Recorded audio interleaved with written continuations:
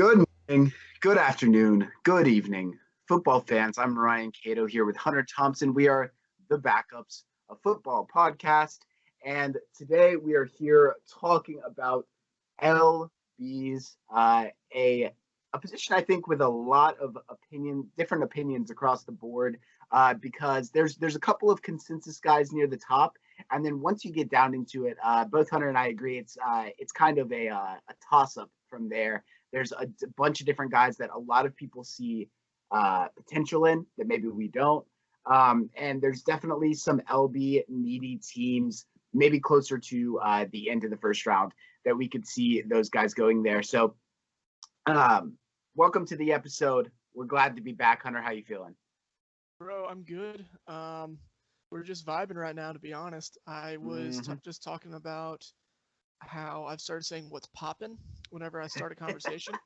And well, I don't really like it, but it's better than me saying what's good when I start a conversation. I don't know, actually. I have no idea if it's I better don't or know if if it's it's good. better. I don't know if it's better. I like it's okay. I feel like we also both say bet a lot. We say it way too much. Yeah, way too much. And I think we like learned it from each other. Like neither of us started it. It's just we both kind of just got into it. Like I Like started we it as a recorded tonight, bit. bet all Yeah, the time. all the time. Like I started it as kind of like a running joke between like there's a guy I went to school with who like he always said bet, so like I started as like a running joke. And then I've just kind of casually caught myself over the past like 2 years, like saying it more and more regularly until it's like at the point now where it's just everything is bet. Sometimes Right. I'll send texting bet, like 3 bets. Why I don't know. It's a problem, and I blame this modern day language. Yeah, these damn kids. And you said Get off my damn lawn. yeah, it's Clint Eastwood and Gran Torino. And That movie and sucks. you said you started saying bet as a joke. And speaking of joke, why don't you tell me your top 10 linebackers for the Yeah, I tried. Bro, that was so bad. Yeah, okay, so we're talking backers today, like Cato said, and we're just gonna run through our top tens. Maybe we're gonna hit on all of them like a little bit in depth, maybe not. Haven't decided yet. It's just gonna kind of be how it goes. But y'all are gonna for sure get detailed breakdowns on our top five. For sure. Um, my number one is Jeremiah Owusu Koramoah from Notre Dame. Joke, as he will commonly be described, because that is a mouthful. Number two, I got Micah Parsons from Penn State. Zaven Collins from Tulsa comes in at 3. Jabril Cox at 4 from LSU/NDSU. Number 5 is Chaz Surratt Surratt. Don't quite know the correct pronunciation. I know it's one of those two. From UNC. Nick Bolton from Missouri is 6. Jamin Davis from Kentucky is 7. Baron Browning from Ohio State is 8. Tony Fields from West Virginia is 9. And Dylan Moses from Alabama is number 10. Cato, you want to hit me with your top 10, and then we'll just kind of break down the players after that? Yeah, for sure. At number 1, I still have Micah Parsons. Then number 2 is JOK. Number 3, I have Chaz Surratt. Number 4, Jabril Cox. Number 5, Zaven Collins. Number 6, I have Baron Browning out of Ohio State. Number 7, we've got Cameron McGrone. 8, Nick Bolton. 9, Jamin Davis. And then finally 10, Pete Werner, again, out of Ohio State University. And I think the immediate difference there is the difference between our top two. And for a while, Micah Parsons was considered like the blue chip top linebacker in this class. He had the opt out this year, but that's not the only thing that's dropping him down boards. Is that the reason that you have him at 2, or is like what? Tell me about that, I guess. Yeah, so part of the reason Parsons has dropped down my board is those character concern allegations. I don't know how true they are, but it's one of those things where I have to be, like, in my opinion, I would be cautious of it if I were in the NFL front office, because those things don't necessarily seem to be a good recipe for an NFL locker room. For those of you who don't know, some of the allegations involve pulling a knife on a teammate or getting a knife pulled on him. As well as some hazing. A lot of hazing, which, I mean, that's its own thing, its own right. and that's a completely different conversation. But it just felt like a lot of these things were kind of taken to an extreme, and to the point where there's been lawsuits about it. And I think that's where the issue kind of starts to, come in to play. But I also just prefer JOK's tape too to Parsons. JOK is like he's going to be a will backer at the next level, kind of similar to Shaq Thompson from Carolina, in my opinion. That's been the name I should just keep falling back on. I like that. And Parsons is going to be more of your traditional Mike or Sam or Willie. Like with Parsons, you can do whatever you want to with him, but Joke is such a chess piece that you can kick him around. You can play him as a box safety like Jamal Adams, kick him as the will backer. You can use him to man mark tight ends, put him against slot receivers, bring him on blitzes, do whatever you want to with Joke. Parsons is, more of that traditional backer. Like I like the versatility with Joke more than I do with Parsons, because with Joke you get the Isaiah Simmons type of player. Not saying they're similar at all, but you get that type of player and that type of versatility, right? Which is just so much fun. A more Swiss Army knife type guy. I have Parsons at 1, Joke at 2. I'm gonna pull it up while I'm talking because I can't remember, but I'm almost certain that I have both of these players inside my top 10 for this class. I think they're both insane. I see the talent in both of them, and I think that they're two of our top defensive players, certainly. With Micah Parsons, like you said, it's a traditional type backer, and he, coming out of high school, even he was really prized as a pass rusher, and that's like something that's so important in today's game. Obviously, with edge players running up the salary. So I have Parsons at 5, JOK at 8 in my class. But like you said, I mean, it's JOK has that versatility in coverage, especially. JOK is, I think, easily one of the better cover linebackers in the class in zone. I think he's really instinctual in cover. And he can play that outside linebacker. He's not really a middle, but definitely a 3-down guy. I mean, he could work in the middle, but I think that kind of limits him in terms of how you can move him around the field. I think if you're putting in a dime and a nickel, make him a box safety, and both of these guys though extremely talented. Oh yeah, both are such elite blue chip defensive players. There's so much you can do with them.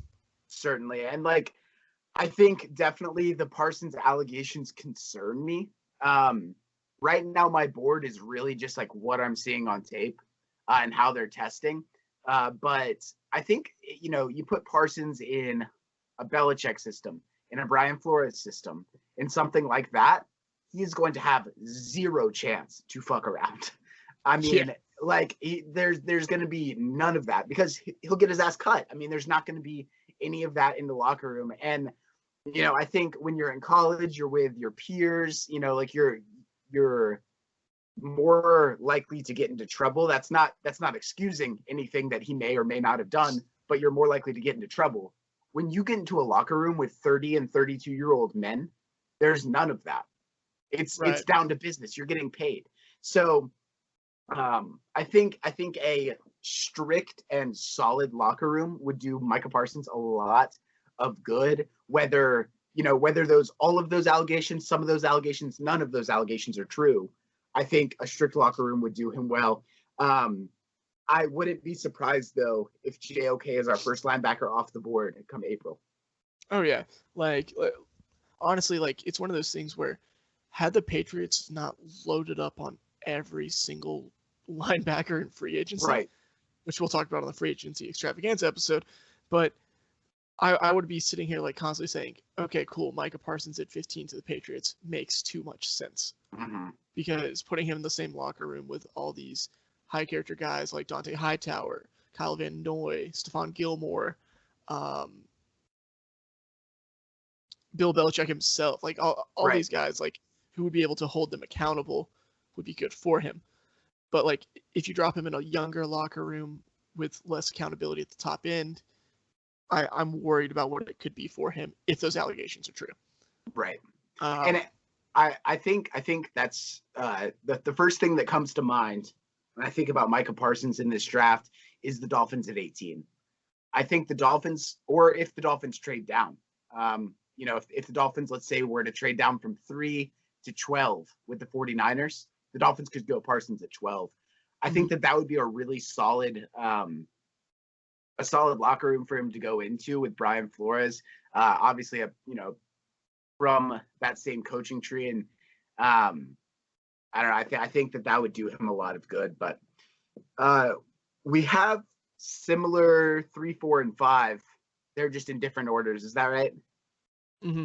Because you had Collins at 3, and then I got Collins, Cox, Surratt. Okay, and I have it in the opposite order. So give me the lowdown on Zaven Collins from what you've seen. Okay, yeah. So Zaven Collins is a fucking freak of an athlete. Yep, for sure. Very much on par with Parsons and JOK level of an athlete, right? We've seen him line up at cornerback for a couple snaps and cover receivers downfield. But he's 6'4", 260. Is what he's listed at on the Draft Network. I should really pull up Alex Katzen's Pro Day tracker, but he has everything on there. He has everything. If you haven't checked it out, check it out. It's only on NFLDraftRight.com. But Zaven Collins is a cerebral player who is so versatile. It's getting to the point where I don't know what to put. The reason he's 3 is I don't know what to do with him. Do I play him at the Sam? Do I play him with the Will? Do I play him with the Mike? Do I play him as an edge? Because he does have pass rushing experience. I mean, I don't think him at edge would be a good fit, but he has the build to be successful at edge. He's so good at everything. He's great at delayed blitzes and delayed stunts. Phenomenal in coverage and just a pretty solid tackler. The biggest issue is he's not phenomenal at one position. He's been moved around as Tulsa's chess piece for so much. I think it's kind of similar to an issue that we saw last year with Simmons, where he's good at everything but not great at one thing. Yeah, that's what I saw too. I mean, that's I have him at 5. I think 3, 4, and 5 are pretty close for me, but they're all very different. Surratt, Cox, and Zaven Collins, and so you got to kind of rank them, even though that. It's such a versatile position and such a position where they can be doing so many different things, whether that's rushing off the edge, whether that's, being a field general in coverage. I mean, hell, covering slot, receivers like both JOK and Zaven Collins have done. So it's challenging to rank them for sure. I have them at 5.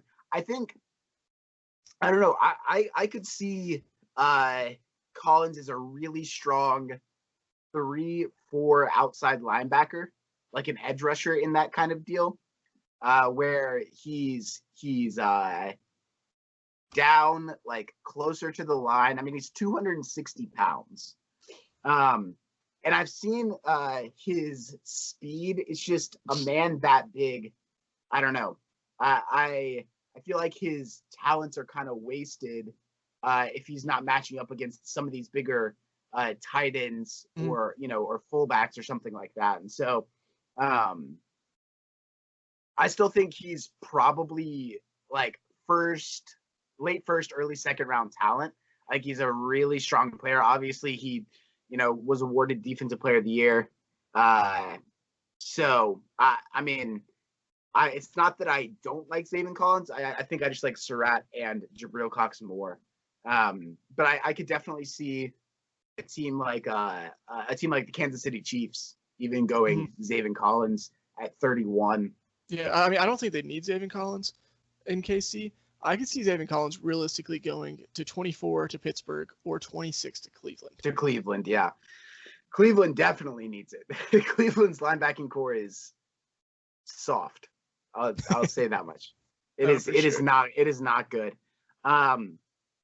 All right, let's talk about your number 3 and my number 5. Yeah, Chaz. Yeah, Chaz Surratt. So, really interesting story with Chaz Surratt. I mean, came to North Carolina to play quarterback, and ended up a linebacker. So that's the main concern I have with him is his lack of experience at the position, because he literally started in 2019. So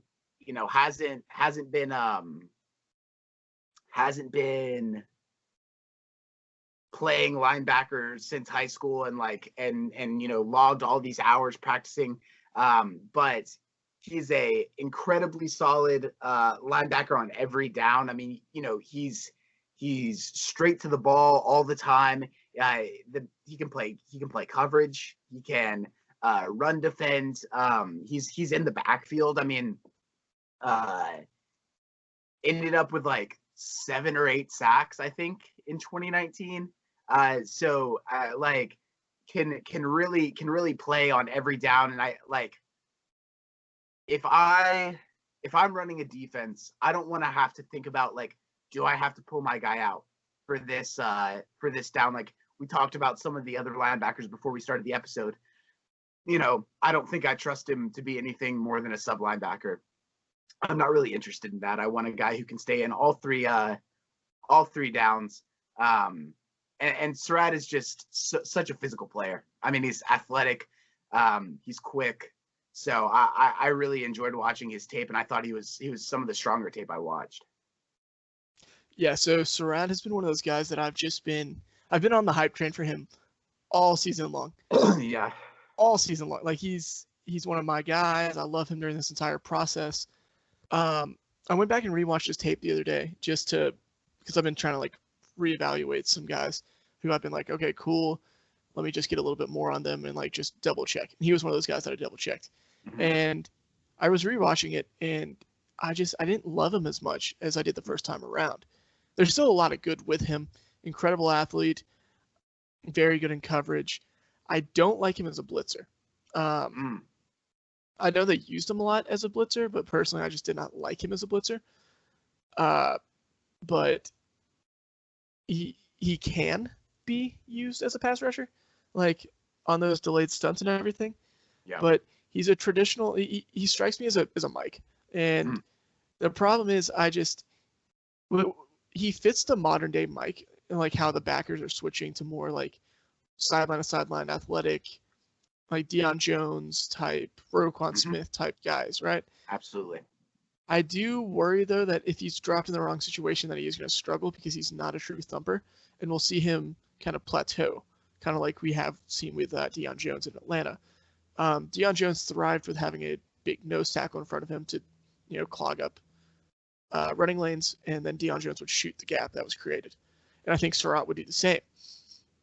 I just, I don't know. I don't know if I'd want him starting right off the bat because he only has 2 years of linebacking experience under his belt. Mm-hmm. But I think he could be a starter right away if I needed to be. Yeah, there's definitely some development to be done there. I think the point you make about being a Deion Jones type linebacker, I'm not mad if I'm drafting a Deion Jones type linebacker. If that's what I'm getting out of my draft, I think Surratt probably could go in the first. He probably will go in the second. I wouldn't be too mad at that. And so, it's interesting. You're saying you didn't like him as a rusher. I thought he was great as a rusher. I mean, I think the main place that we'll see him struggle, at the opposite of Zaven College. I mean, he's 6, almost 2, maybe 6'1", and 220. Mm-hmm. So he's gonna get run over by Darren Waller, Travis Kelce, Kyle Pitts. Yeah. But very interesting. And then both of our fours, Jabril Cox, one of my favorite coverage linebackers in the class. I think he's excellent in coverage. He is an absolute instinctual, knows how to read a route, knows how to be in the right place at the right time, and is the size for it. I mean, he's 6'3". I think he's really, really solid in coverage, and he wouldn't. I don't think he could play like safety like that. I don't think that's really his spot because I'd want him up in the tight end's face, covering RBs and stuff like that over the middle. Right. Yeah.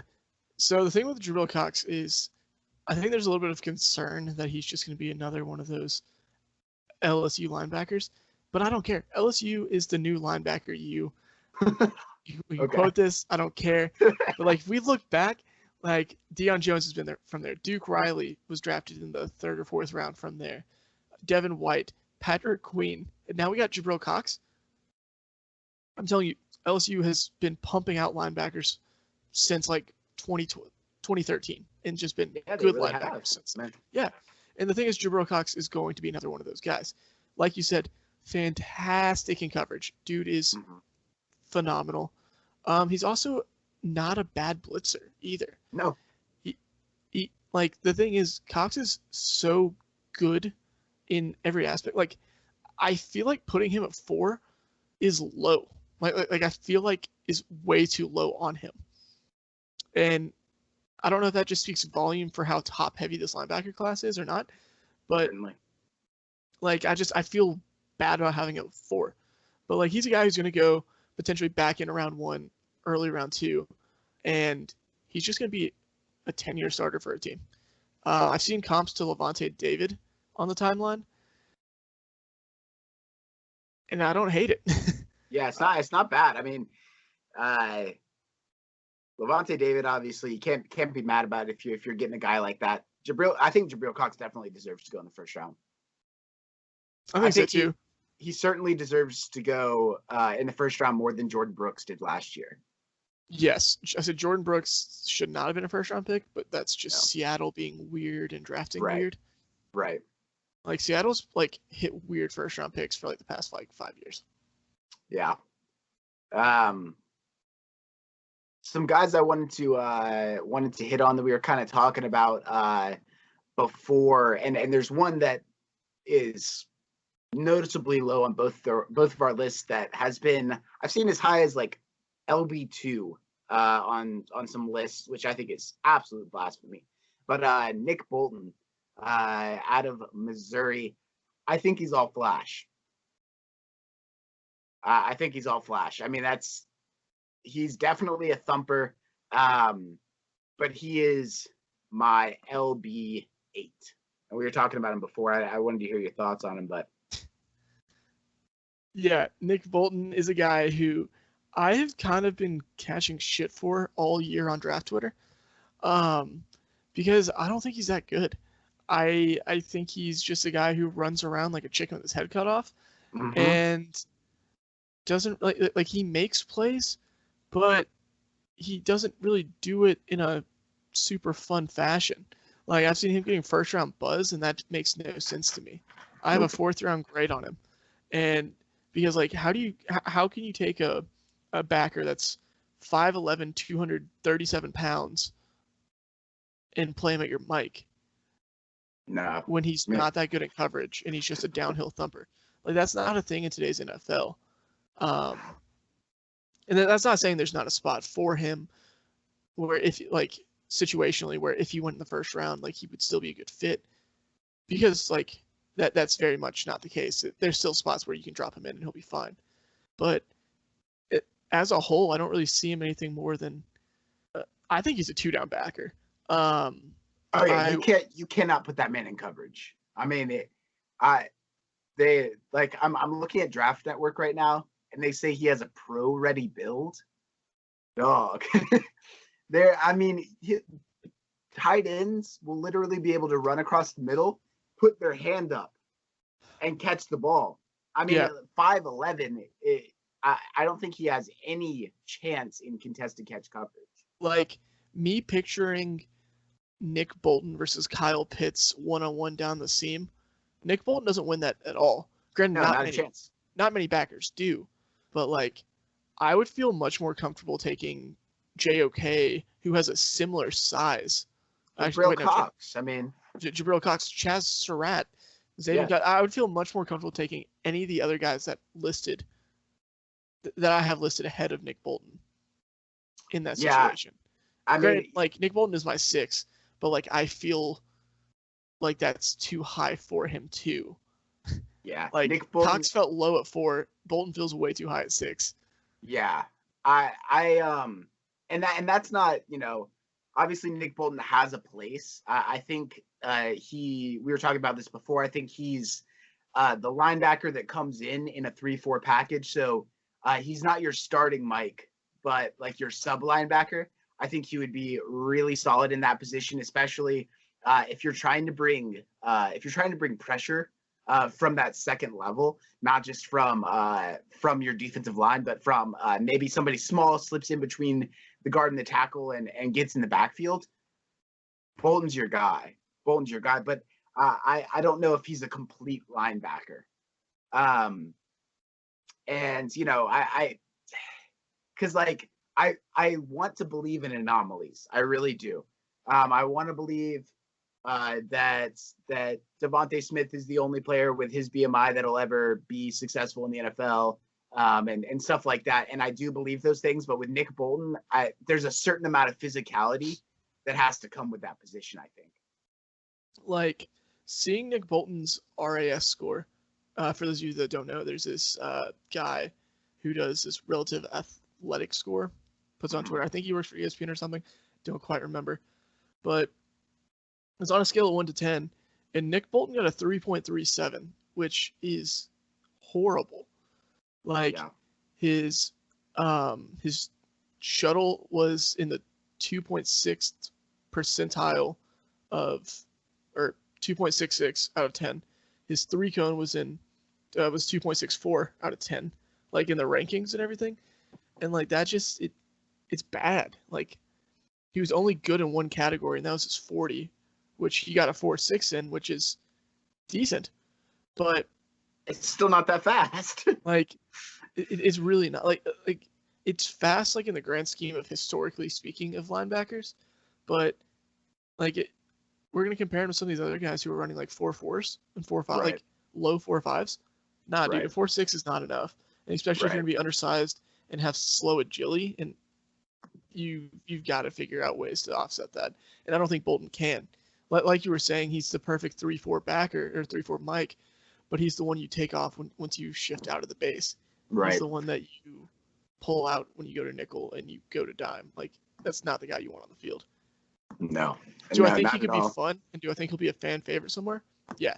Dude gets out there and plays with his heart on his sleeve, gives it his all. High energy guy. But I just don't think he's that great. He's gonna make a roll and he's gonna be floating around the NFL for 10 years.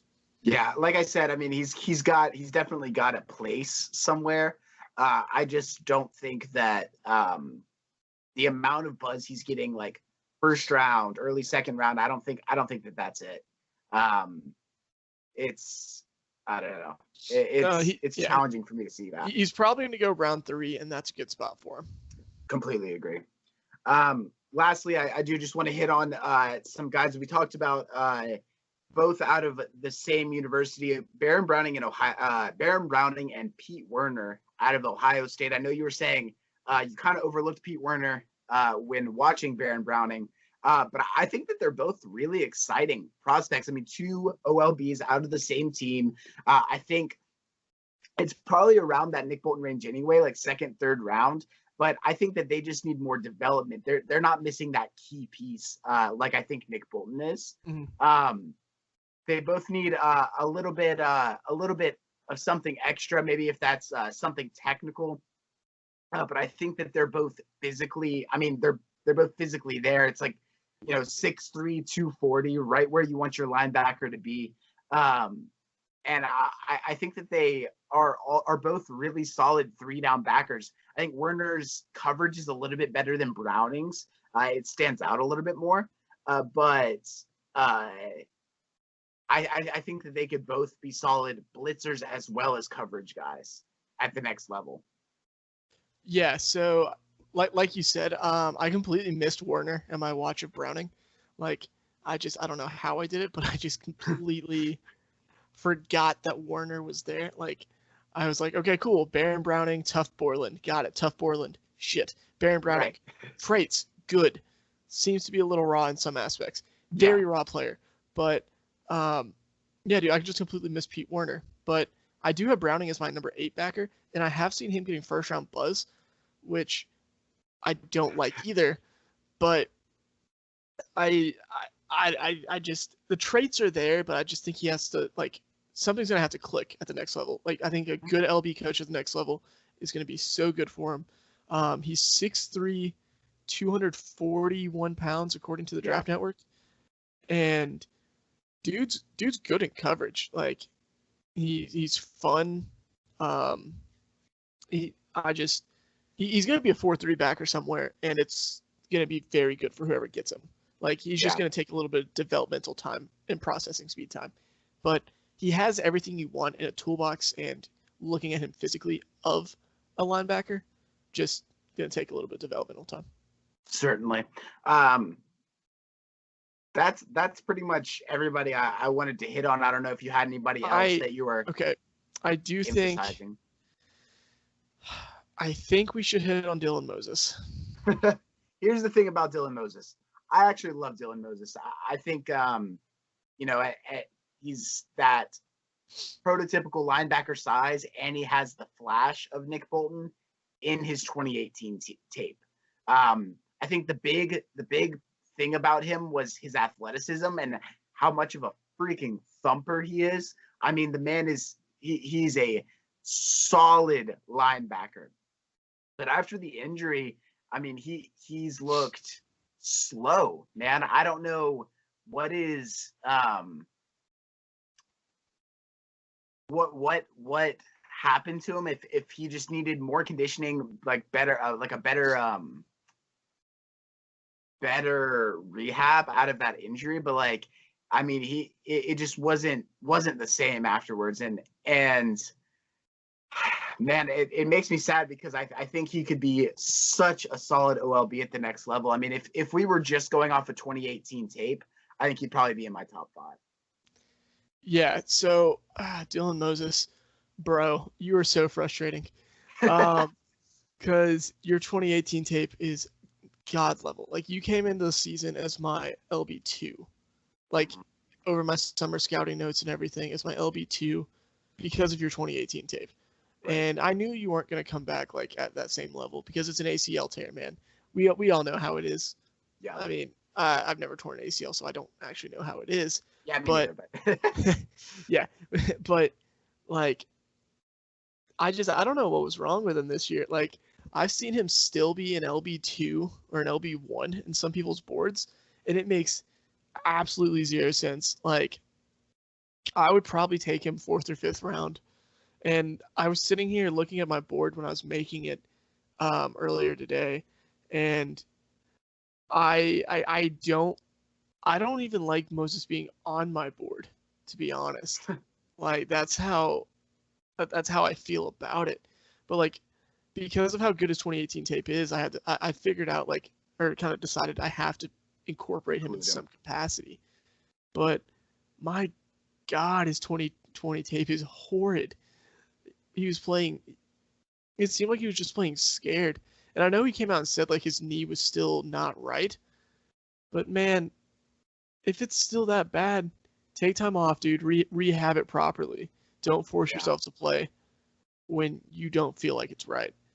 Right, and especially, I mean, when it's I don't know. I think it's a complicated situation because he came back to school. He opted out of the draft last year because he wanted to get his tape back up and make sure people knew he was back from his injury, but he wasn't quite back yet. And so I'm hoping that he rehabs really well and tests well, and maybe he'll start moving back on up when people see that he's actually back.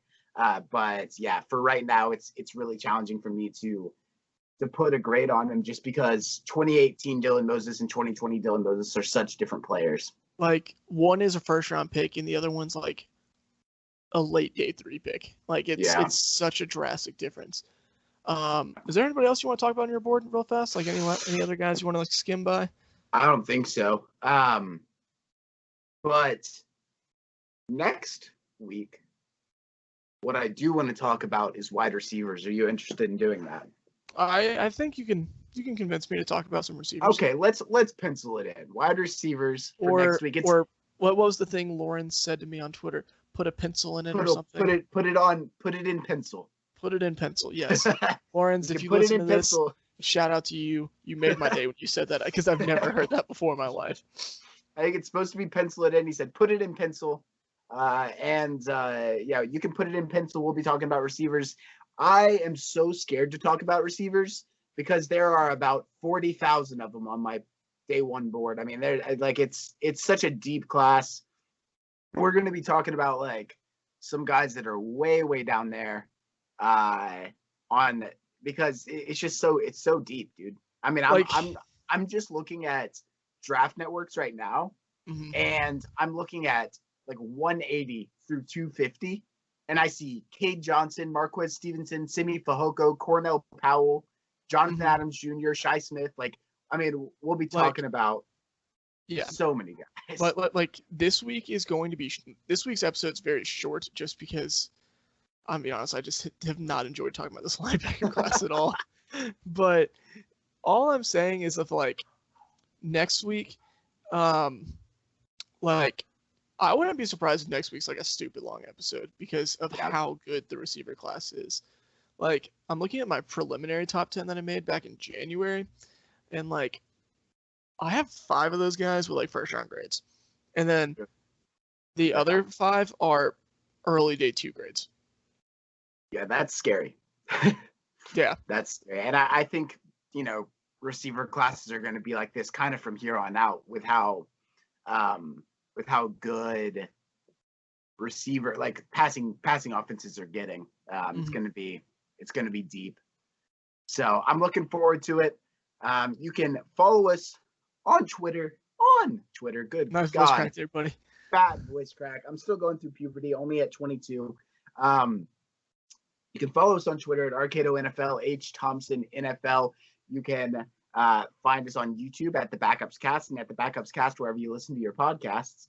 And we're looking forward to talking about receivers next week. Hunter, you got any parting words? Nah, it's just been one of those things where this linebacker class, man, I don't like it. I don't like it at all. Not for me either. Last year's was a lot more fun. Maybe it was much more fun. Hopefully you're still sticking with us for the rest of this draft season, and we will see you next time.